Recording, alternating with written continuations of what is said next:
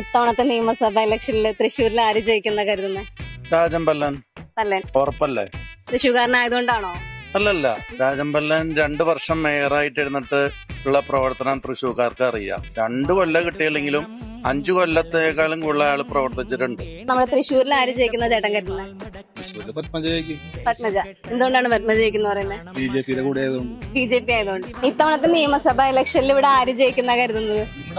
രാജമ്പല്ലൻ. വേറെ എന്തുകൊണ്ടാണ്? മുൻ മേയർ ആയതുകൊണ്ടാണോ? മുൻ മേയറായതുകൊണ്ടല്ല, അദ്ദേഹം മേയറായിരുന്ന ഒരു പ്ലസ് പോയിന്റ് ആണ്.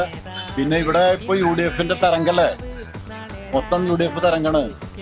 ഞാന് ഒരു തൃശ്ശൂർക്കാരനല്ല, ഞാൻ വടകരക്കാരനാണ്. എന്റെ ആഗ്രഹം LDF സ്ഥാനാർത്ഥി ലീലാകൃഷ്ണൻ ജയിക്കണമെന്നാണ്. തൃശ്ശൂരിൽ ആര് ജയിക്കുന്നതാണ് കരുതുന്നത്? പത്മജ ചേച്ചി ജയിക്കും. പത്മജ ജയിക്കും. എന്റെ അഭിപ്രായത്തിൽ ആരാണ്? പത്മജ തന്നെ. ആള് നല്ല വർക്ക് ചെയ്യുന്നതാണോ? നല്ല വർക്ക് നമ്മളെ തൃശ്ശൂരിൽ ആര് ജയിക്കുന്ന കരുതുന്നേ? അയ്യോ, രാജൻ പല്ലൻ ഞാൻ വിചാരിക്കണത്. ആണോ? ആയിരിക്കുന്നു. എന്തുകൊണ്ടാണ് ആളാവുന്നത്? ഒരു തൃശ്ശൂരിന് വേണ്ടി ധാരാളം ചെയ്യാറുള്ള ആളാണ്. ചെയ്യാറിലാണ്. ഓപ്പോസിറ്റ് നിൽക്കുന്നത് ഒരു വനിതാ നേതാവും ഉണ്ട്, അതുപോലെ ഒരു കവിയുണ്ട്, സാംസ്കാരിക പ്രവർത്തകനുണ്ട്. അവർക്ക് സാധ്യതയൊന്നും കാണുന്നില്ല. ഒട്ടും സാധ്യത കാണില്ല. ഇല്ല. പല്ലം ജയിക്കും. പല്ലം ജയിക്കും. ചേട്ടൻ പല്ലം ജയിക്കും.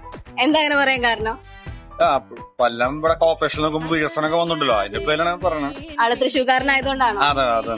അപ്പൊ ഓപ്പോസിറ്റ് ചെയ്തിട്ടുണ്ട്. ചെയ്തിട്ടുണ്ട്. അതിന്റെ പേരിലാണ് ജയിക്കാൻ സാധ്യത.